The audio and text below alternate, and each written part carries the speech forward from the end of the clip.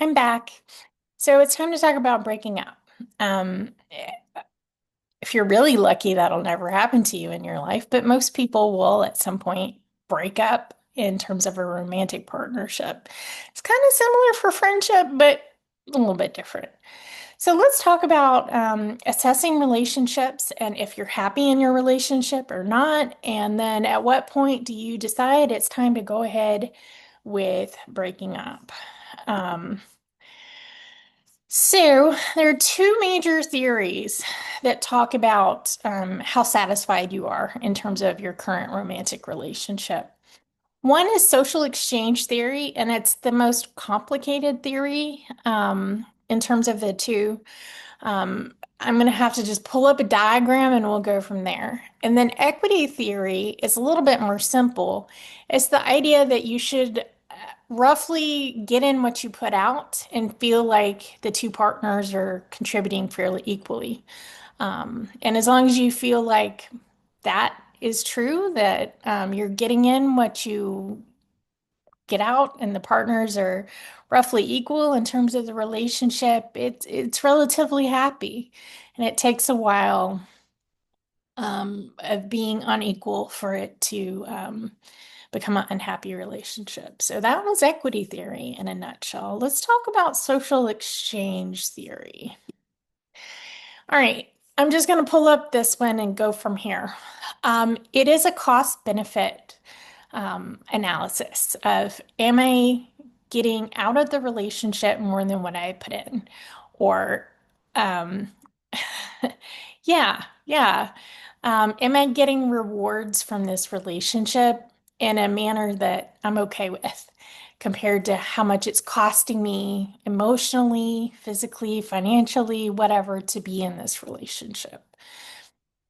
Then, very quickly after it was first proposed, someone said everyone has different comparison levels. So some people don't expect to get huge rewards out of it, and they don't expect, they may expect to put a lot of costs into it, or vice versa. You may not expect much out of a relationship other than a solid base, and you're willing to put up with a lot to be in a long-term relationship. So comparison level is what's your expectation about that cost reward analysis for you personally. And that the rewards, costs, and what you expect goes into how satisfied you are with the relationship in general. However, that doesn't necessarily directly mean that if you're not satisfied, you're going to break up. There are other factors to consider according to the investment model, which is the next step up. Um, so when it says investment model, y'all, it's the same thing. So it's social exchange theory plus a little bit. So don't get confused and think it's completely different. The only thing that's different has to do with this one right here, the level of investment in your relationship. How long have you been in it? How much have you put in it? Do you have kids? Do you have shared property? How hard would it be to break up, theoretically? Um, and sometimes, like, you put so much effort in, you're not willing to give that up. So, how much you've invested emotionally, time-wise, physically, um, all of those things kind of go into the equation of am I going to think about potentially breaking up with someone? The quality of alternatives also makes a difference. So, if you're in a relationship where you depend on the other person to provide money, and you don't have any other alternatives out there at the moment, you probably will stay in it. You probably will be more committed to that relationship than you would have if you are more financially independent. In fact, yes, it's true. The research shows that people tend to stay in abusive relationships, even if they have a lot of investment in terms of emotional and time and kids, and or there's no good alternative for them. So satisfaction with the relationship is a piece of whether or not that relationship continues and you're still committed to it, but also the level investment, how long you've been in it, how much you've put into it is a part of that. And then the quality of alternatives. If you would be better off alone, or if you have a better alternative waiting in the wings for you, that can decrease your commitment to that relationship. And then the commitment basically predicts how stable it is. And if it's unstable enough, you're going to break up. So that's the theory. It has a nice little flow to it. It started off simply that the rewards and costs have to line up to be in a relationship. And it became this huge, big thing that fairly accurately predicts relationship satisfaction, anyhow. Um, Here's equity theory. We've already talked about it a little bit, um, where rewards and costs are roughly equal. Um, and let me go ahead and go forth to this slide because I like it. It's a good way of explaining the whole thing in a nutshell.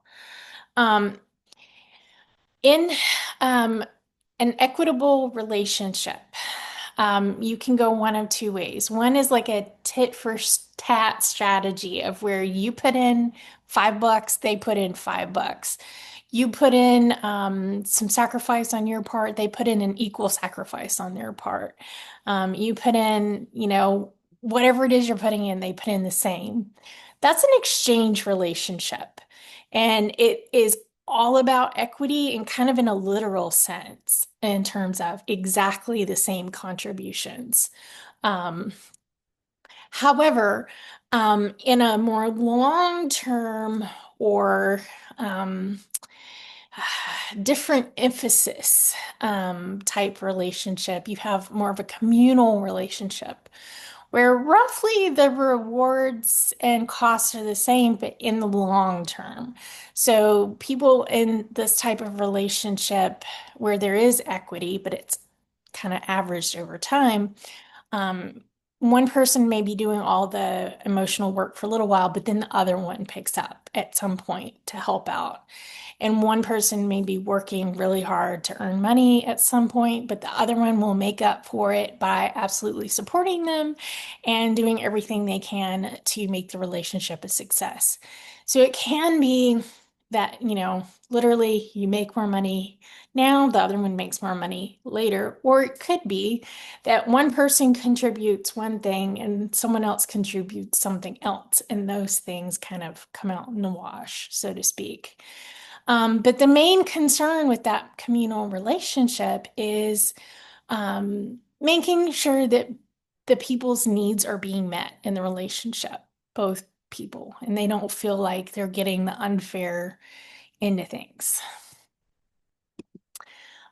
Communal family relationships um, tend to be for longer term relationships, especially when there are kids and family involved, or maybe long-term best friends as well. Um, and they tend to be a little bit healthier.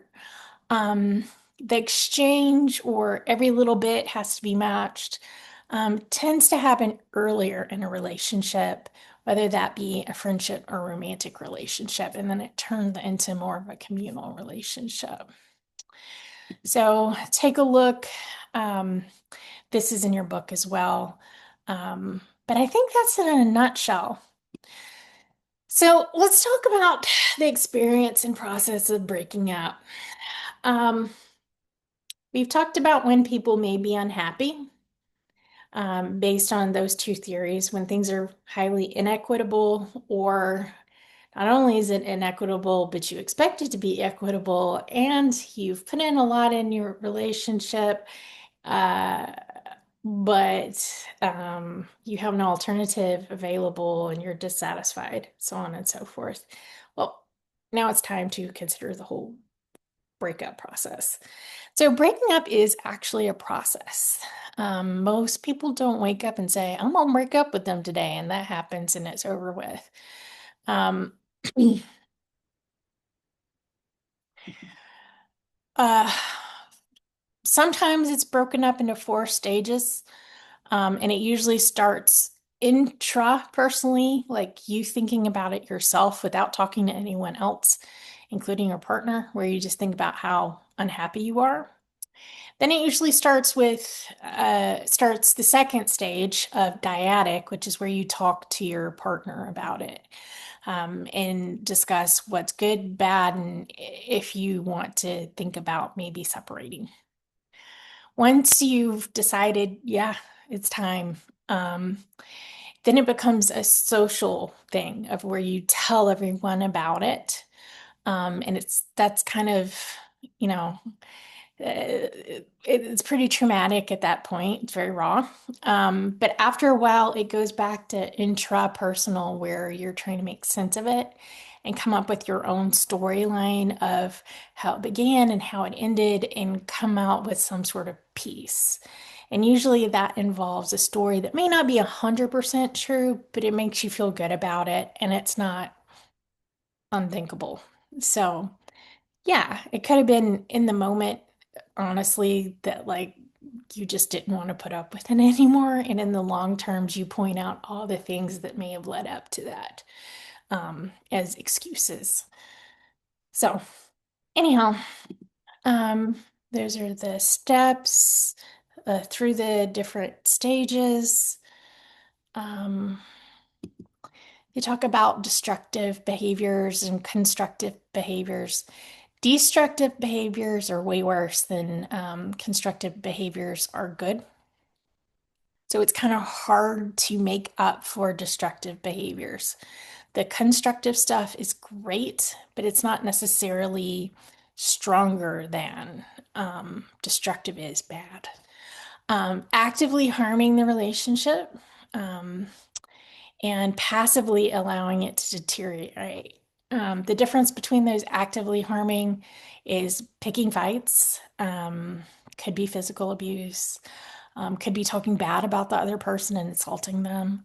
That's actively harming. Passively, not caring, withdrawing from the situation, allowing it to dissipate, ghosting the other person. Um, Constructive behaviors are great for relationships, and you should see way more of these than destructive behaviors in a relationship, especially the active harming. There used to be a secret ratio, not a secret ratio, a magic relationship. Sounds so weird.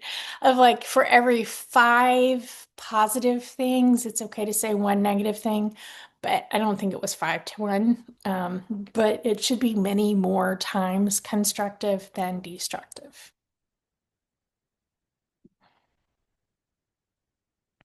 Um, I can yeah. A lot of times the very thing that attracted you to someone is the thing you break up over. Like, oh, he or she is really kind of different. I think that's cool. It's the differences that were kind of interesting at first that become really annoying over time, oftentimes.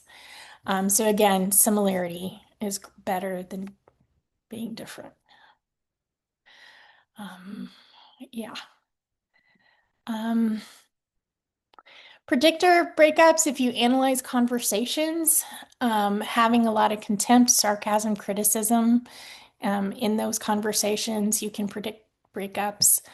Um, Calming down, stepping back from an argument, and then coming back and discussing it in a civil way um, is a better option. Um, but yeah, not being sarcastic and critical all the time is very important. Some people have a different threshold for how much fighting they can put up with or they think is normal. But typically speaking, it's just not good. Addressing differences as they come up in a rational and calm manner is better. Do people stay friends? Yeah. But usually only when there was a really solid relationship at some point and you had a lot invested in it. Um, yeah.